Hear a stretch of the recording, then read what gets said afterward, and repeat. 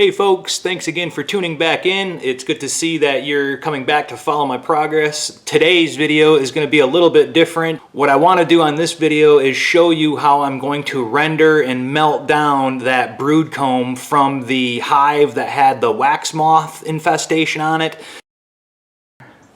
This colony now is gone. You may remember I had a hive here. It was an 8-frame deep with 2 8-frame mediums on top. And that whole entire colony was a dead out. I don't remember the last time I went in there and did a thorough inspection. I knew the population numbers were decreasing, but I don't think I ever came back to reduce the colony, and it pretty much got all webbed up. And here's the devastation, folks. You can see, again, this was a 3-box colony, 8-frame deep on the bottom, and then 2 8-frame mediums. And I just didn't inspect them in time. So the population numbers dropped and the wax moth just moved right in. You can see all the wax moth cocoon.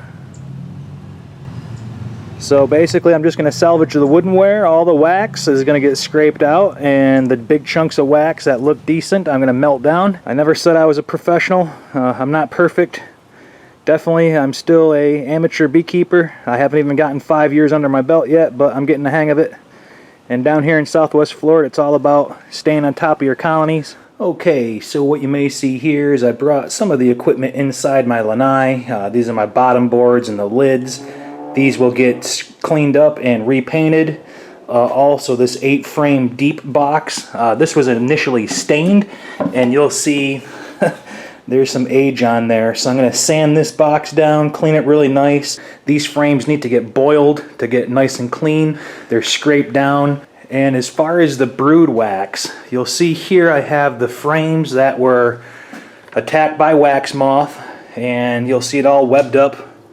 Now, one of the things that you can do if you're so inclined is you can look for the chunks of wax that are mostly webbed. If the wax looks like this, you know, mostly webbing, if the wax looks like that, it's not even worth trying to render. That's mostly cocoons and webbing. There's very little wax, if any, in there at all. So I try to separate that. And this is a turkey roaster. You guys can pick these up super cheap. Look at your Goodwill stores, thrift stores, secondhand places. This is, I don't even know how many quarts this turkey roaster is, but I picked it up for $15. And really the only thing that you want to do is monitor the heat. Remember, wax does not need to be that hot for it to melt. So I seldom ever go up to 200. You'll start to smell the brood wax, like you can get like a burning smell. Inside of this turkey roaster is nothing but water. And I've experimented here. You can try, if you want, using a piece of screen. I used a 1/4-inch screen across the top, and you can actually lay a piece of comb on top of that screen if you want, and then put the lid on and let the steam kind of melt the wax away.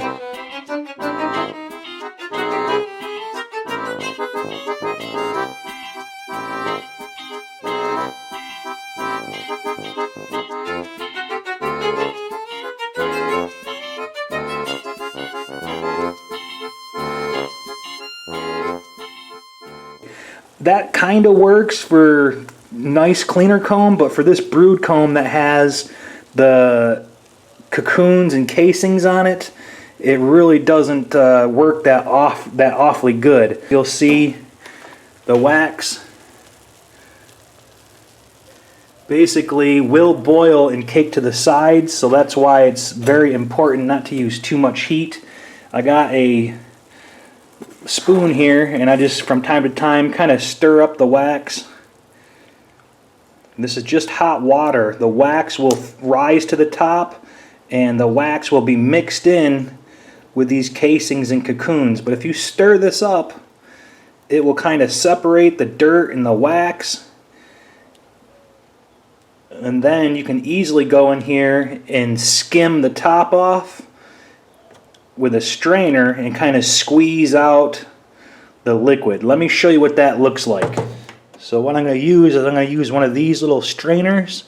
These come in various sizes and shapes and forms. Whatever you do, make sure this is going to be a dedicated strainer for your wax rendering, because this will not come clean at all. All we're going to do with this is we're going to strain across the top, and then you don't want to do too much. You don't want a lot in here. You only want a little bit. So we're just going to go like this, just like that, and then we're going to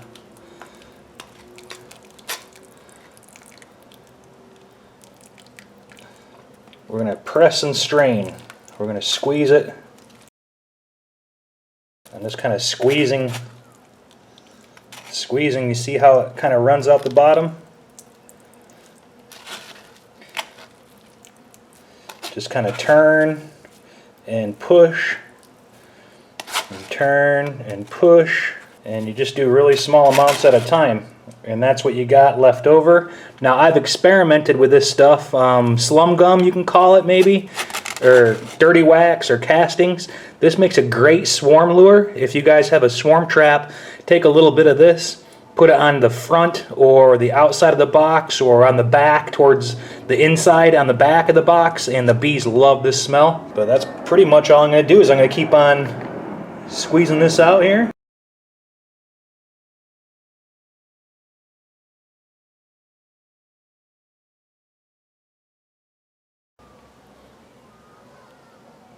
You could probably compost this too if you want. I don't know how much nutrients are in here as far as plants and things go. And I'm just going to repeat this until the whole thing is done.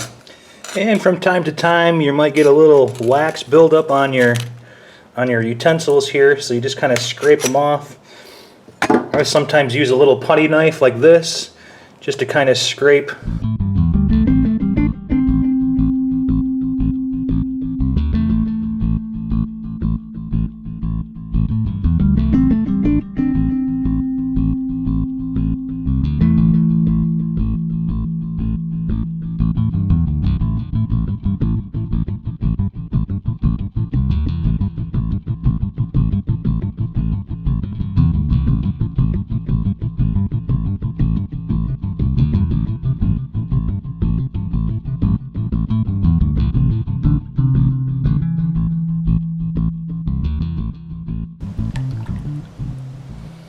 Okay, and now you'll see it's pretty much a lot cleaner.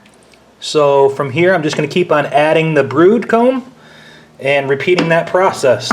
And after a while this water will need to be changed. Here I have a 5-gallon bucket, and I bought some paint screeners, the 5-gallon paint screener. So after all of the brood comb has been melted, and you spend some time and you filter out by hand and squeeze the casings out as best as possible, this will be turned off, and I'll pick this whole thing up and I'll pour it into this 5-gallon bucket through the paint screen. And when it solidifies, I'll take the cake of wax out, and then we'll fill this up with clean water. And we'll repeat the same process again. The clean water will get the dirt will fall to the bottom, the wax will stay to the top, and this whole process of filtering and cooling will be done about 3 or 4 times. So stay tuned and I'll show you the rest of the process.